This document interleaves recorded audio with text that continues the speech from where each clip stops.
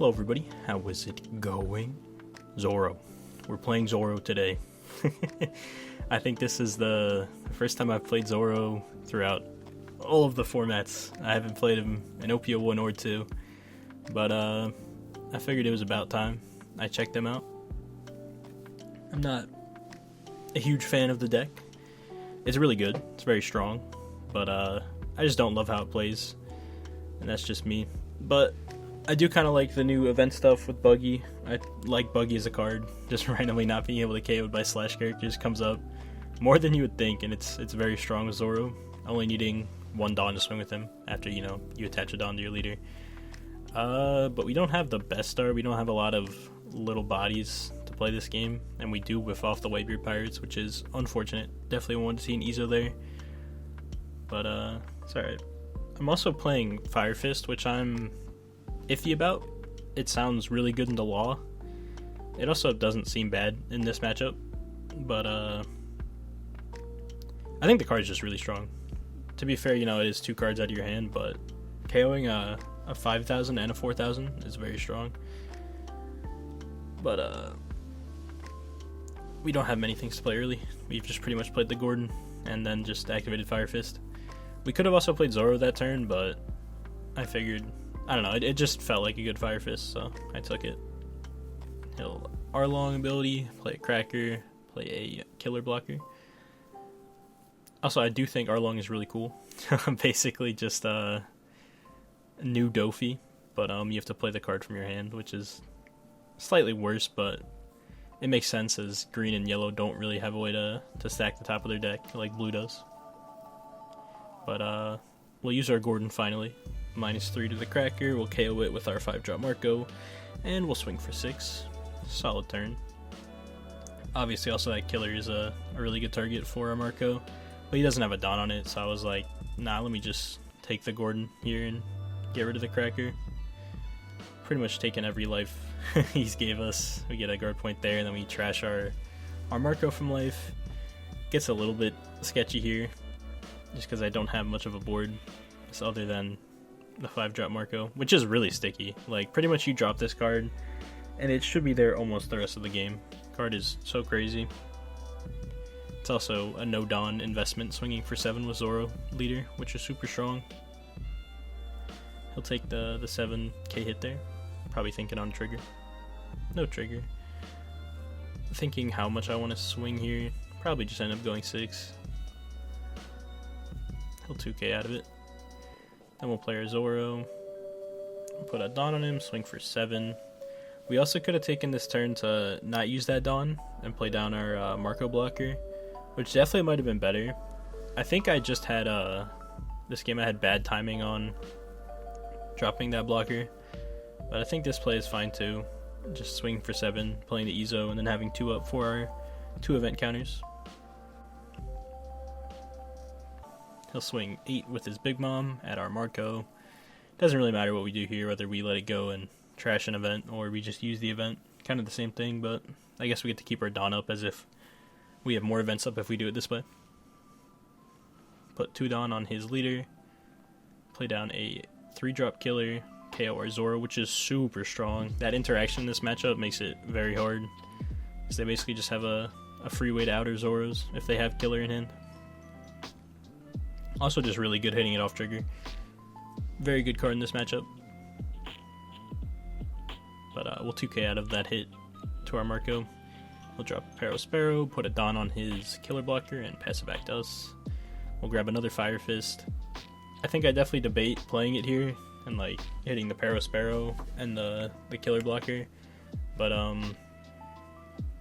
it's like he'll still float off of the Paro Sparrow, and I think I'd rather just establish a body and still have some cards in hand. So I think I do end up just playing the Marco and KOing the Killer. Go 1 Dawn on leader. Swing for 7 with Marco. He'll Punk Gibson, tap our Ezo. Unfortunate, but what are you going to do? Maybe should have just swung with Ezo first, because both my Marcos are immune to that Punk Gibson.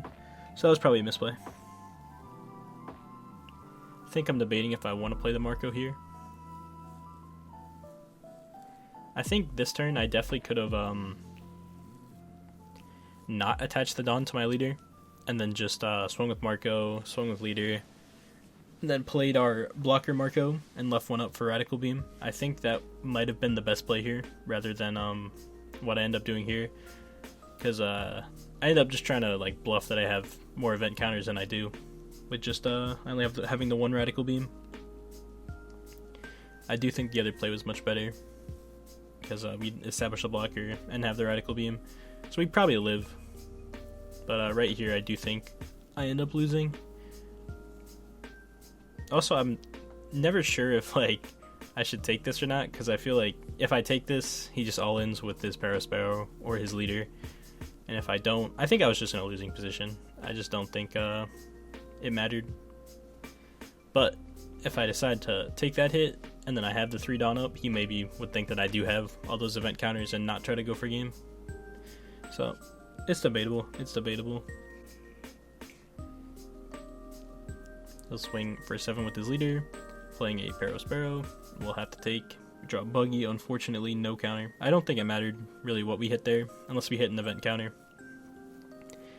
Even then, we only would have been able to counter up to 6k, so we still would have died.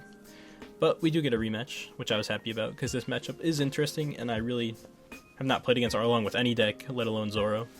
So, definitely interesting to play. Get, I think, a better start this game, because we at least have a Buggy pretty early on. We'll Whitebeard Pirates into a Jozu, just basically a 2k counter.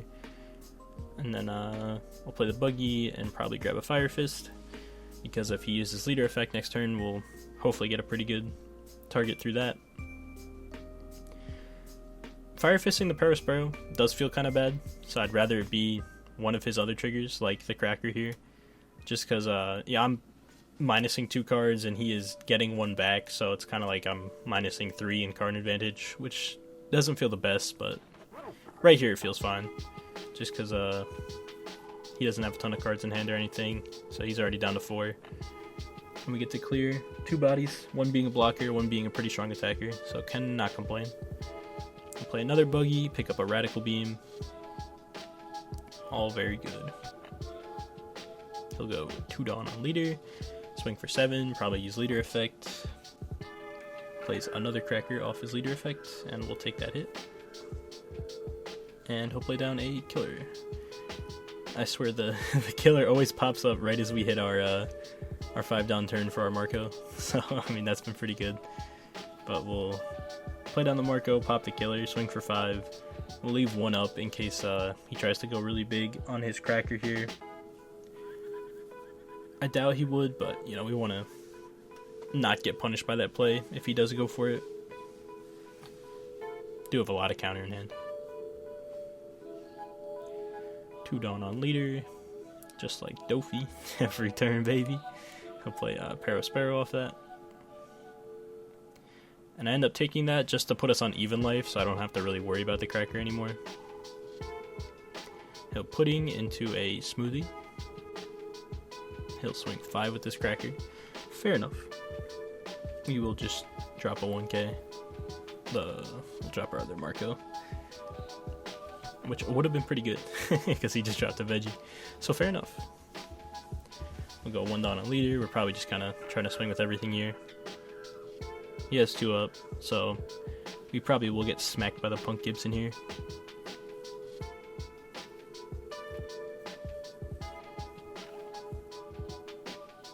Yep.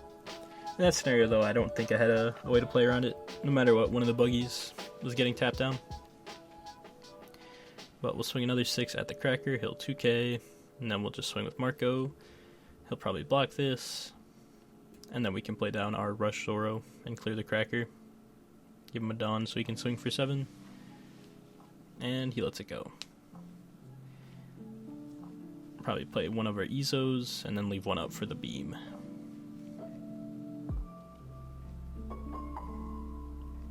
All for Izo, we find probably just a 2k counter. I don't know, we have a full board. We're in a pretty commanding spot. I don't think we need to grab the blocker there.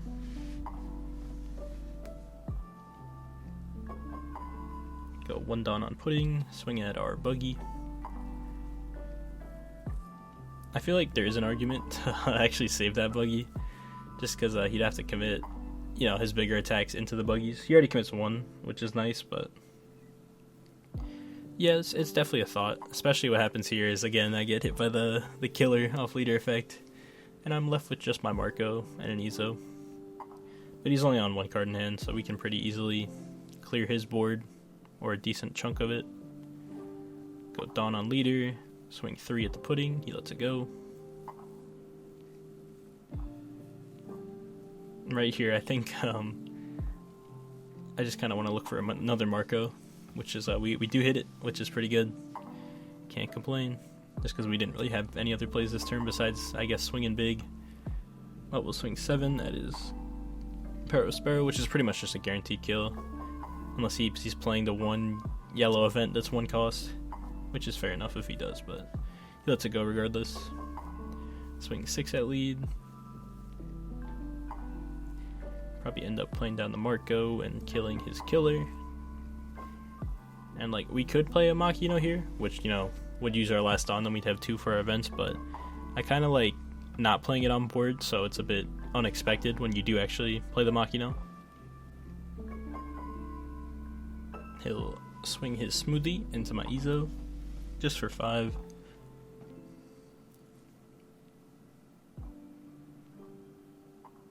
And I'll go 3 Dawn on Arlong, play a Sparrow through his effect.